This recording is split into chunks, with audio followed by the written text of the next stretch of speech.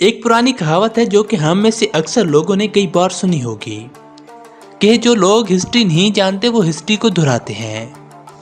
ये कहावत पहले भी सही थी, आज भी सही है और आने वाले लोगों के लिए भी सही होगी। इसलिए हिस्ट्री यानी कि तारीख को जानना हमारे लिए बहुत ज़रूरी है। मादी के ना सिर्फ बड़े बड़े नाम और तारीखें बल्कि छोटे छोटे हादसात को भी जानना उतना ही ज़रूरी है जितना कि बड़े बड़े हादसात और वाक़यात को जानना, ताकि हम उन गलतियों के करने से बच सकें जो कि हमारे आबा-ओ-अजदाद से सरजद हुई थी। क्या आपको पता है कि हिटलर, मुसोलिनी और स्टालिन को किस वजह से अमन पसंदी के अवार्ड के लिए नॉमिनेट किया गया था? और दुनिया के सबसे मशहूर पेंटर ओडोबन ने अपनी शाहकार पेंटिंग कैसे शर्मनाक तरीके से बनाई थी? और अगर जापान के जांबाज सिपाही जंग हार जाते तो उनके साथ क्या सलूक किया जाता? इस वीडियो में ऐसा ही बहुत कुछ जानेंगे, इसलिए वीडियो को मुकम्मल ज़रूर देखिएगा। नंबर 1, जैसा कि आप जानते हैं कि एक वक्त था जब ख़वातीन को ज़्यादा हकूक़ हासिल नहीं थे। इनमें से एक हक वोट देने का था, क्योंकि पूरी दुनिया में औरतों को वोट देने का हक कहीं भी हासिल नहीं था। ये बात है 1916 की, जब ख़वातीन को वोट देने का अख्तियार बिल्कुल भी नहीं था। फिर भी अमेरिका की कांग्रेस पार्टी में जेनेट रैकेन नामी खातून को चुना गया था और ये एक तारीखी वाक़या था। फिर वर्ल्ड वार 1 में ख़वातीन के काम को देखते हुए ब्रिटेन और अमेरिका जैसे ममालिक ने 1920 में ख़वातीन को वोट देने का अख्तियार दे दिया था।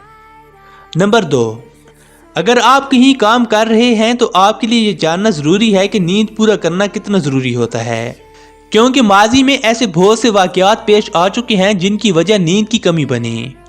नींद की कमी की वजह से दुनिया को बड़े बड़े मसाइल का सामना करना पड़ा, जैसे कि the Exxon Valdez oil spill, the Challenger explosion, the Chernobyl nuclear meltdown. ये तमाम हादसा सिर्फ इसलिए हुए थे क्योंकि इन जगहों की रखवाली करने के लिए जो लोग काम कर रहे थे वो नींद की कमी की वजह से सुस्त पड़ गए थे और वो बहुत ज़्यादा थकावट का भी शिकार थे। इसलिए वो इन मसाइल को रोक नहीं पाए और उन्हीं लोगों को इन बड़े हादसात का जिम्मेदार ठहराया गया। नंबर 3, हमारी दुनिया में कुछ ऐसे लोग भी गुजरे हैं जिनकी वजह से लाशों के ढेर लग गए, जिनमें हिटलर, मुसोलिनी और स्टालिन जैसे लोग शामिल हैं।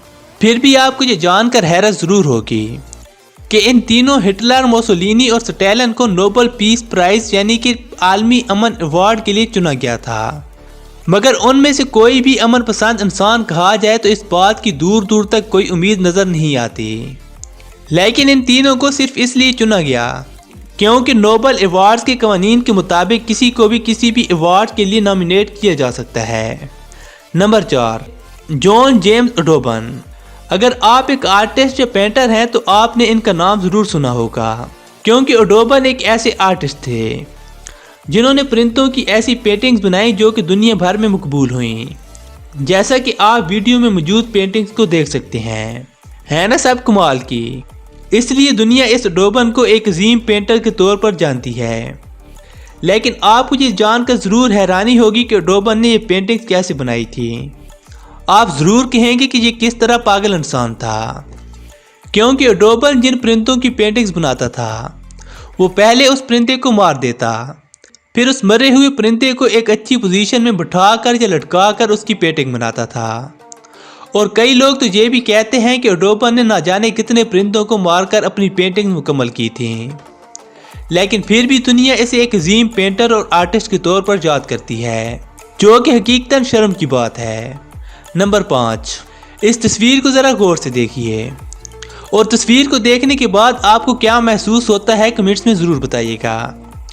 ये तस्वीर आज से तकरीबन 100 साल पहले की है और इसमें वाइस रॉयस का जो बॉक्स है वो एक सिगरेट का बॉक्स है और ये जो सफ़ेद कपड़ों में आदमी है वो एक डॉक्टर है। मतलब ये कि जैसे आज के ज़माने में डॉक्टर किसी साबुन या दवाई की मार्केटिंग करते हैं, वैसे ही 1900 के शुरुआती सालों में डॉक्टर तंबाकू की कंपनियों की मार्केटिंग किया करते थे, यानी कि खुद डॉक्टर ही लोगों को सिगरेट नोशी वगैरह करने की तलकीन दिया करते थे। नंबर 6, हॉलीवुड में कई ऐसी फिल्में बनी जिनमें जापान के सबसे ज़्यादा ताकतवर फाइटर दिखाए गए हैं, जिन्हें समुराई के फाइटर्स कहा जाता है। अब फिल्में तो आम इंसानों के नज़दीक एक ख्वाब की तरह होती हैं, लेकिन हकीकत में जब जापान के समुराई के फाइटर्स कोई लड़ाई हार जाते یا پھر پکڑے جاتے تو اسے اس کے بدلے میں کوئی سزا یا قید نہیں دی جاتی تھی، بلکہ اسے تو باعزت طور پر مرنے کا موقع دیا جاتا تھا۔ اس دور میں جاپان کے اندر ایک عجیب و غریب رسم موجود تھی جس کا نام سیپوکو رسم تھا۔ اس رسم کے مطابق ہارنے یا پکڑے جانے والے جانباز اپنے ہاتھوں سے اپنی انتڑیوں کو جسم سے علیحدہ کر دیا کرتے تھے تاکہ وہ باعزت طریقے سے موت کو گلے لگا سکیں۔ لیکن آج آپ کے ذہن میں یہ ضرور آئے گا یہ کیسی عزت والی موت ہوئی، لیکن تب ایسا ہی ہوا کرتا تھا۔ نمبر 7، ہم سب ابراہم لنکن کو جانتے ہیں۔ اگر نہیں بھی جانتے تو اچھے الفاظ میں اس کا نام ضرور سنا ہوگا، کیونکہ وہ اپنے دور کے ایک اچھے حکمران تھے۔ لیکن کیا آپ جانتے ہیں کہ ابراہم لنکن ریسلنگ چیمپئن تھے؟ یہ تاریخ کا ایک مزیدار پہلو ہے جو کہ شاید ہمیں اسکول میں نہیں سکھایا گیا۔ ابراہم لنکن حکمرانی سے پہلے ایک اچھے پہلوان تھے۔ انہوں نے لگ بھگ 300 میچوں میں حصہ لیا تھا اور ایک مضبوط فائٹر کے طور پر جانے جاتے تھے، کیونکہ ان کی صرف ہائٹ ہی 6 فٹ 4 انچ تھی، اس لیے انہیں زیادہ چوٹ بھی نہیں لگتی تھی۔ نمبر 8، آپ نے پاگل شوہر یا پاگل بیوی کی کہانیاں تو ضرور سنی ہوں گی۔ ایک ایسی ہی کہانی روس کے حاکم کی ہے جو کہ نہایت ہی عجیب کہانی ہے۔ پیٹر دی گریٹ جو کہ 16ویں صدی میں پورے روس کے حاکم تھے، وہ اپنی بیوی سے بہت پیار کیا کرتے تھے، لیکن پیٹر کی بیوی کو کسی اور سے پیار ہو گیا، اور جب یہ بات پیٹر دی گریٹ کو معلوم ہوئی تو پیٹر نے اپنی بیوی کے محبوب کا قتل کرا دیا اور اس کے سر کو شراب کے جگ میں رکھ کر اپنی بیوی کے کمرے میں رکھوا دیا، اور اپنی بیوی کو حکم دیا کہ تم ہر صبح اپنے محبوب کی شکل دیکھ کر اٹھنا تاکہ تم ہمیشہ دکھی رہو۔ نمبر 9، جیسا کہ ہم سب جانتے ہیں کہ یورپ میں پادریوں کو ان کا مذہبی رہنما سمجھا جاتا ہے، جنہیں پوپ کہا جاتا ہے۔ بات ہے 13ویں صدی کی۔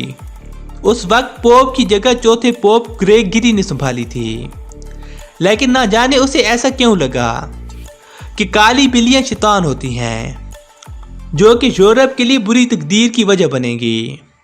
اس لیے اس نے حکم دیا کہ یورپ کی تمام کالی بلیوں کو مار دیا جائے۔ یہ حکم سنتے ہی پوپ کے پجاریوں نے یورپ کی تمام کالی بلیوں کو ختم کر دیا، لیکن وقت نے اس کا بدلہ لیا، کیونکہ بلیوں کا کام چوہوں کو مار کر کھانا ہوتا ہے۔ اب بلیاں مر گئیں تو چوہوں کو کون مارے گا؟ اس لیے چوہوں کی آبادی بہت زیادہ ہو گئی اور یورپ میں خطرناک بیماریاں پیدا ہونا شروع ہو گئیں، اور انہی بیماریوں کی وجہ سے پورے یورپ کی تقریباً 1/3 آبادی موت کے گھاٹ اتر گئی۔ پتہ نہیں ایسے لوگوں کی بات مان کون لیتا ہے۔ تو ناظرین، ہم امید کرتے ہیں آپ کو اس ویڈیو میں سے کچھ نہ کچھ سیکھنے کو ضرور ملا ہوگا، اور اگر یہ ویڈیو پسند آئی ہے تو ہمارے چینل واٹ افیکٹ کو لائک، شیئر، سبسکرائب اور کمنٹ ضرور کیجیے۔ ملتے ہیں ایک اور دلچسپ ویڈیو کے ساتھ، تب تک کے لیے اجازت دیجیے۔ اللہ حافظ۔